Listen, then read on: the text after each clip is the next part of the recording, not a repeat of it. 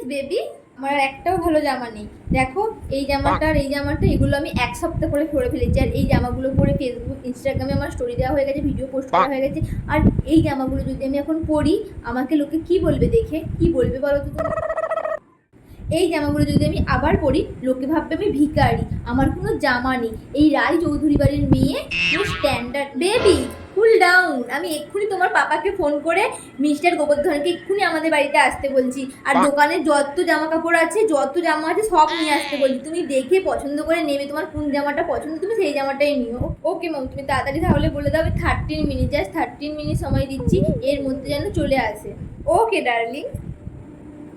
আর হ্যাঁ, এক সপ্তাহ আগে যে জামাগুলো আমি পরেছিলাম, মানে এই জামাগুলো, এগুলো তুমি ফেলে দিও, এগুলো আর আমার কোনো দরকারে লাগবে না, ঠিক আছে? ওকে, এগুলো তোমাকে বলতে হবে না ডার্লিং, আমি এই জামাগুলো এমনিই ডাস্টবিনে ফেলে দেবো। আর এগুলো কেই বা পরবে? আর মম, আজ ডিনারে কি খাবো মম? হ্যাঁ বলো বেটু, তুমি আজ রাতে কি খাবে? আমি টুম্পাকে তাই রান্না করতে বলবো আজ রাতে। ভাবছি। ওকে বেটু, তুমি সময় নাও, সময় নিয়ে ভেবে বলো তুমি কি খাবে। ফ্রিজে চিকেন আছে, তাহলে কি চিকেন বিরিয়ানি রান্না করতে হবে? চিকেন বিরিয়ানি খাবে তুমি? No mom.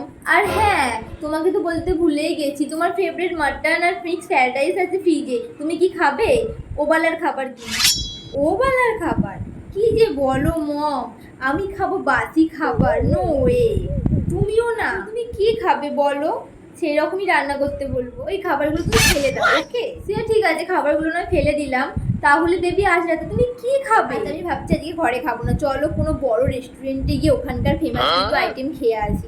Okay good idea, চলো তাহলে আমরা রেডি হয়ে নিই, চলো। ওকে মম, থ্যাংক ইউ, চলো তাহলে রেডি হয়ে নিই। মা, কি হয়েছে রে মা? ওই জামার রংটা ফটে গেছে আর অনেক জায়গায় ছিঁড়েও গেছে, একটা জামা কিনে দেবে? ছিঁড়ে গেছে? ওই দেখি কতটা ছিঁড়েছে। ও একটুখানি ছিঁড়েছে, আমি এক্ষুনি সেলাই করে দিচ্ছি, তুই একটু বস। আচ্ছা। আর শোন না মা, বাবা এ মাসে মাইনে পেলে তোকে দুটো নতুন জামা কিনে দিতে বলবো, ঠিক আছে? আচ্ছা মা, কি মজা, পরের মাসে আমার একটা জামা হবে, কি মজা। পাগলি মেয়ে আমার। মা, আজ কি রান্না করেছো? খুব খিদে পেয়েছে, দাও খেতে দাও, খাবো। কি আর হবে মা, ডাল আলু ভাতে আর ভাত।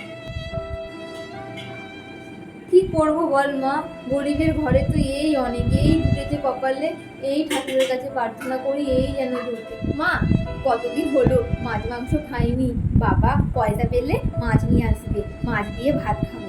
জানো তো মা, আমি যখন আসছিলাম ও পাড়া দিয়ে, ওই টেপিদের ঘরেতে মাছ ভাজছিল, কি সুন্দর গন্ধ বেরোচ্ছিল, মনে হচ্ছিল এক থালা ভাত আমি এক্ষুনি খেয়ে নেবো। মেয়েটা সামান্য একটু মাছ ভাত খাবে বলতে সেটাও দিতে পারেনি। কি কপাল, কি হতভাগী মা রে আমি। হায় রে ভগবান, কি হতভাগ্য আমি, মেয়েদের মুখে ভালোভাবে খাবার তুলে দিতে পারি না। ও মা, কি ভাবছো? হ্যাঁ, না রে মা, কিছু ভাবিনি। তোর বাবা এ মাসে টাকা পাক, তোদেরকে একদিন মাছ মাংস করে খাওয়াবো। হ্যাঁ মা, আর ডাল ভাতটা খেয়ে নে। ও আচ্ছা ঠিক আছে।